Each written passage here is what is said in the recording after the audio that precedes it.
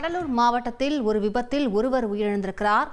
3 மாணவிகள் படுகாயம் அடைந்திருக்கின்றனர். கூடுதல் விவரங்களை செய்தியாளர் ஜெகநாத் வழங்கியிருக்கலாம். ஜெகநாத், இந்த விபத்து எப்படி நிகழ்ந்தது?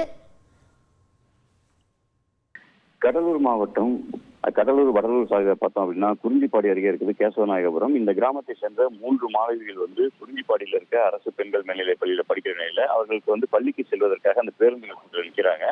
அப்ப பார்த்தோம் அப்படின்னா அதே கிராமத்தை சேர்ந்த 2 இளைஞர்கள் தாங்கள் குறிஞ்சிப்பாடிக்கு செல்வதாகவும் தங்களது வாகனத்திலே நீங்க வரலாம் அப்படின்னு சொல்லிட்டு அவங்களுக்கு லிப்ட் கொடுக்குறாங்க. இதனைத் தொடர்ந்து இந்த 5 பேரும் ஒரே வாகனத்தில் சென்று கொண்டிருந்த போது விருத்தாச்சலத்தில் இருந்து கடலூர் நோக்கி வந்த ஒரு அரசு பேருந்து முன்னால் சென்ற கரும்பு ஏற்றி கொண்டு சென்ற அந்த டிராக்டரை ஓவர்டேக் பண்றாங்க. அந்த ஓவர்டேக் பண்ணும்போது இந்த 2 சக்கர வாகனத்தின் மீது நேரடியாக மோதி விபத்துக்குள்ளாகிறது. இதுல 5 பேரும் தூக்கி வீசப்பட்ட நிலையில அந்த 2 சக்கர வாகனத்தில் வந்த சுனில் ராஜன் என்பவர் அந்த சம்பவ இடத்திலே உயிரிழந்து விடுகிறார்.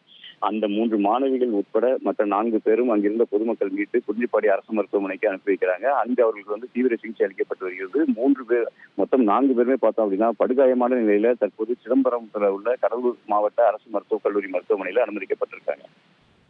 விவரங்களுக்கு நன்றி தேவநாதன். செய்திகளை உடனுக்குடன் தெரிந்து கொள்ள உடனே சப்ஸ்கிரைப் பண்ணுங்க.